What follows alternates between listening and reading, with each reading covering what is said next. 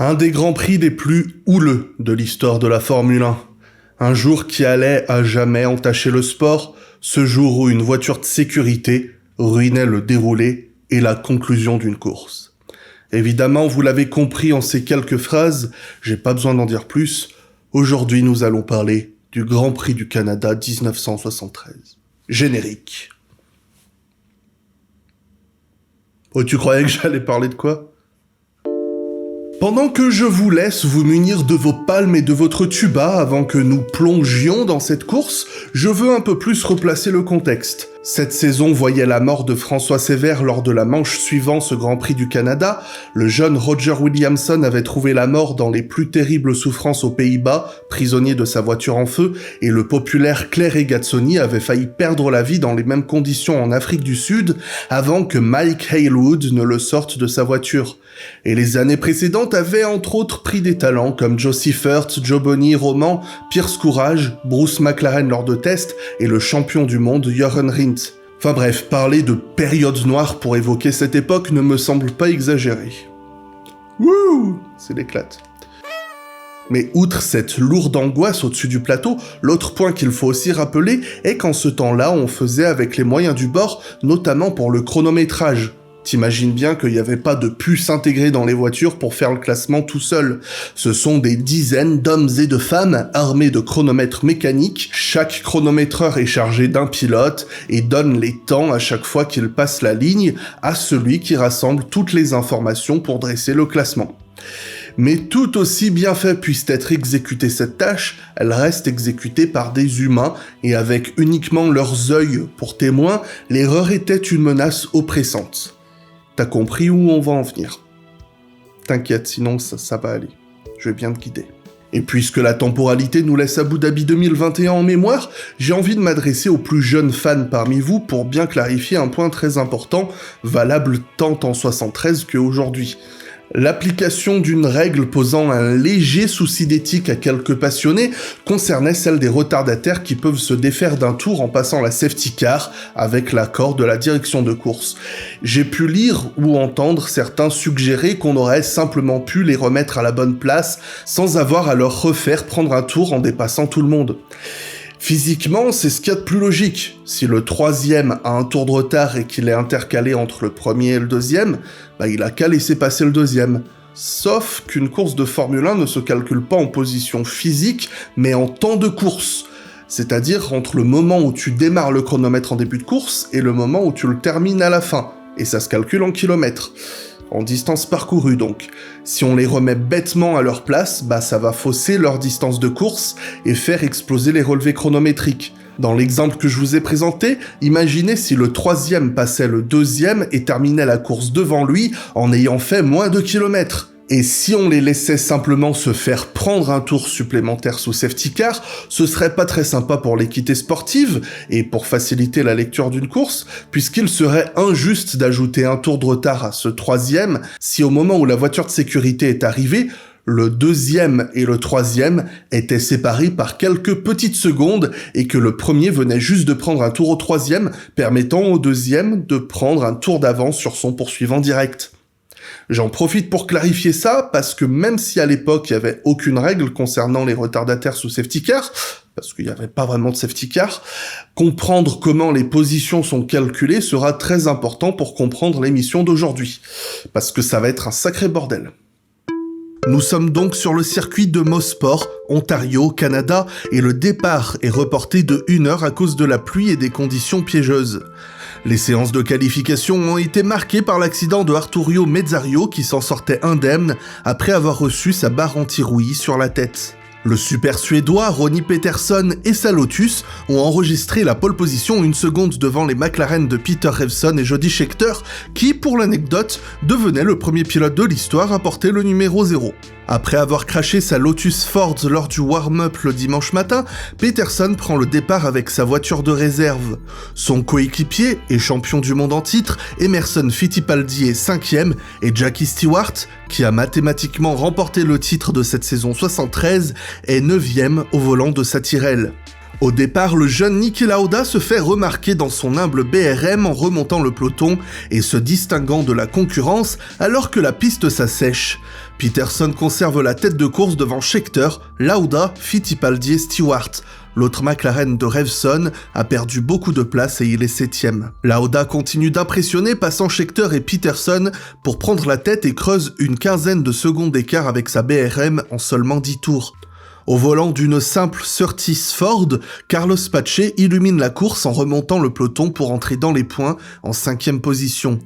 Seulement le 15e tour et Niki Lauda compte plus de 20 secondes d'avance sur Peterson, lequel est victime d'une crevaison et heurte le mur et doit abandonner, laissant sa place à Fittipaldi. Le Brésilien revient sur le jeune Autrichien, tout comme Pace. Les deux jeunes outsiders passent au stand, laissant la course à Fittipaldi, mais hélas pour Lauda, BRM lui chausse de nouveaux pneus pluie alors que la piste est presque sèche, entraînant une nouvelle vague d'arrêt au stand. Mais la course bascule au 32e tour.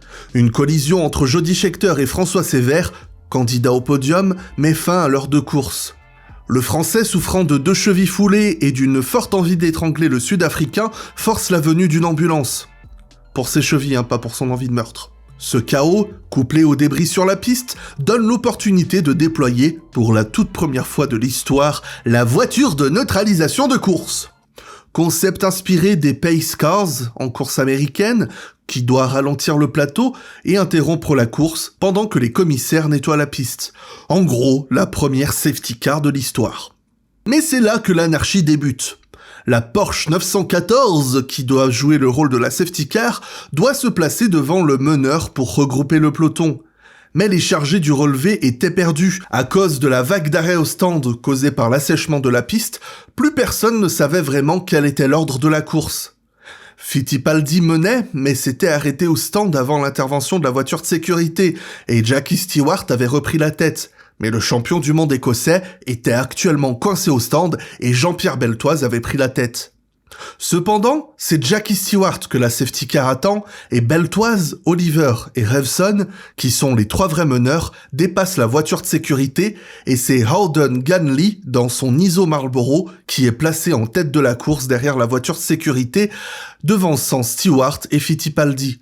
Le vrai trio de tête se retrouve donc en queue de peloton. Mais ça, personne ne le sait vraiment. À l'heure actuelle, ils sont juste bons derniers physiquement en piste. En réalité, cette voiture de sécurité leur a presque donné un tour d'avance sur tout le monde. La course reprend au 45e tour. Nous savons donc la réalité des événements, mais il va falloir s'accrocher parce que lorsque la course a lieu, personne comprend rien. Beltoise, qui a perdu des places en s'arrêtant au stand, fait que Oliver est persuadé d'être le leader de la course, ce qui est le cas, mais il est physiquement en queue de peloton, donc personne ne sait vraiment où il se situe.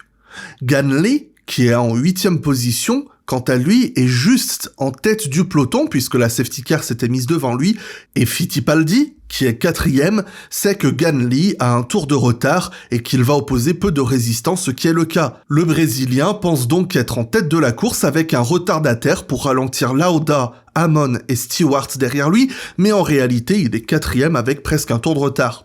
En queue de peloton, Jackie Oliver est donc le vrai premier, mais il perd de la vitesse à cause d'ennuis mécaniques, et c'est l'américain Peter Revson dans sa McLaren qui prend la vraie tête de course. Beltoise, quant à lui, passe Oliver pour la seconde position. Mais le Français perd aussi du terrain à cause de ses pneus, permettant à Fittipaldi de remonter sur Oliver et lui, et de lutter pour la victoire en remontant plus de 40 secondes de retard. Au 70e tour, Fittipaldi est à quelques secondes de Beltoise et Oliver. Beltoise a des pneus en mauvais état, Oliver a des problèmes d'accélérateur, et Fittipaldi comprend qu'ils étaient devant lui depuis le début et qu'il doit les dépasser pour gagner la course. C'est au 79e des 80 tours de course que Fittipaldi passe Beltoise et Oliver, ce dernier en profitant pour passer Beltoise également. Comme le veut sa tradition, Colin Chapman célèbre la victoire de son pilote en jetant sa casquette sur la ligne d'arrivée. Mais le drapeau à damier ne tombe pas et la course continue. C'est Ganley qui prend le drapeau à damier devant Mike Hailwood, Peter Revson et James Hunt. Fittipaldi, Revson et Oliver pensent tous avoir gagné la course. Comme on l'a vu, Fittipaldi pensait mener la course sous safety car avant, plus tard en fin de Grand Prix, de comprendre que Beltoise menait le Grand Prix et en le dépassant avec Oliver, il était convaincu d'avoir gagné le Grand Prix. Revson savait toutes ces informations également, mais étant donné que lui, il avait dépassé Oliver et Beltoise en premier, c'était lui qui était premier. Et pour ce qui est de Oliver, il pensait que Revson avait un tour de retard. Tout comme Fittipaldi croyait que Revson avait un tour de retard. Et en fait, Revson, lui, il a fait 81 tours de course, techniquement, au lieu des 80. Donc, techniquement, il a même un tour d'avance sur le Grand Prix suivant. Non, ça marche pas comme ça, c'était une blague. Les commissaires relisent leur relevé et celui des équipes dans les moindres détails. Des relevés notés sur des feuilles de papier. Voilà, j'ai un petit dessin. Des feuilles de papier, du coup, qui ont été les témoins impartiaux d'une course de Formule 1 sous la pluie.